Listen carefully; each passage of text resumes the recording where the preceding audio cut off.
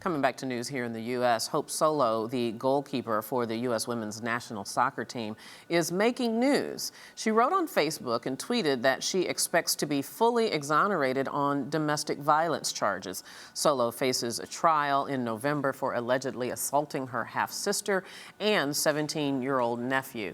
Several pro football players are banished from their teams and lost lucrative endorsements for alleged assaults, but Solo continues to play for the U.S. team and her pro soccer team.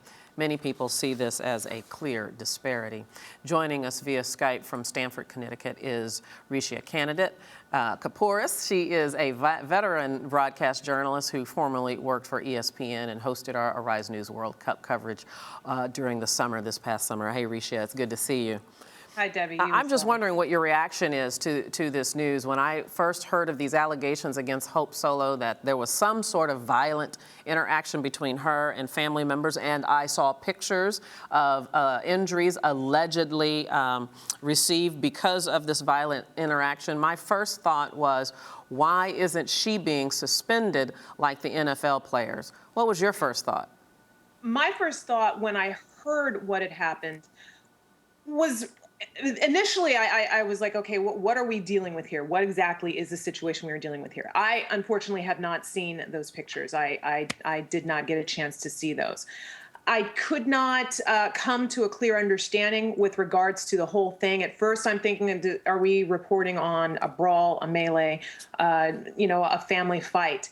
And then as you dig deeper, what exactly the situation is. So with regards to Hope Solo and her situation, one of the big differences with regards to the visual evidence. You had mentioned that you saw pictures. I, again, have not seen those pictures. But one of the things that we have with regards to Ray Rice specifically and with regards to even Adrian Peterson is both of those individuals saying, yes, I did this.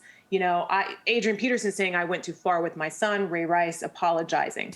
So Hope Solo this whole time has been saying, I am innocent and I look forward to being exonerated. So if that is the stance that she's going to take, I look forward to being exonerated and I'm going to let the legal process take its process, then she is due to have that legal process. And a soccer federation is saying that's how they're handling this. We're not going to do anything until the legal process is done.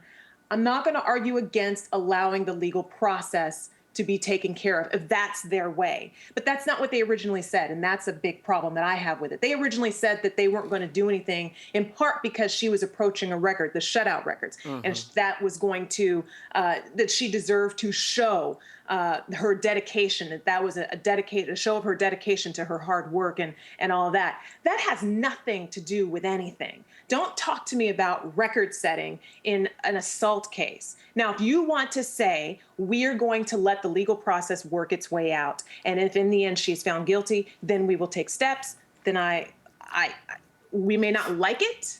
reischea, this sounds like a little bit of deja vu, I got to tell you. You're right. The USSF president, the U.S. Soccer Federation president said, amongst other things, from the beginning, we considered the information available and have taken a deliberate and thoughtful approach regarding Hope Solo's status with the national team. Goes on to say, based on that information, U.S. Soccer stands by our decision to allow her to participate with the team as the legal process unfolds, as you just explained. But this just seems to me to be the same road that Roger Goodell was on and then had to detour and said, hold on, I made a mistake. We did this the wrong way. Doesn't this feel familiar? It does and it doesn't. And here's why I say it doesn't. And I know that this is going to sound like, oh, she's letting her off because she's a woman. I'm not, because let's get one thing and 100% clear. Women do participate, act on, and do violence themselves as well. We have to remember that. This is not a one-way street. But there is the big difference of what was known, what was not known, allowing the legal process. If Roger Goodell had come out and said, I'm going to let the legal process have its due, and then we will address it, and there was no video evidence whatsoever, and Ray Rice had never stepped up and said this is what happened, then you can't necessarily argue against that if you had one person saying this is what happened and one person saying this is what happened. And that's not the situation with that case. And with Hope Solo, she's saying, look, I am going to be exonerated. I'm innocent.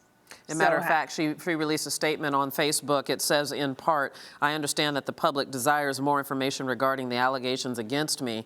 I continue to maintain my innocence against these charges, and once all the facts come to light and the legal process is concluded, I am confident that I will be fully exonerated, as you just referred to. Can you tell us a little bit about Hope Solo's background? To your knowledge, has she had any other run-ins with the law? Has she had any proclivity toward violence or engagement with other players on the soccer field? The majority of what I have heard with regards to Hope Solo, what I've been reading with regards to Hope Solo, is not necessarily the violence that we have seen here, or rather we are reporting about. But she does have a bit of a silver tongue. She has rubbed many people the wrong way. She calls it being honest. You may recall a story back when during the Women's World Cup a few years back. She was upset because the coach sat her down in place of the veteran Brianna Scurry. And she went off about the fact that that's a mistake.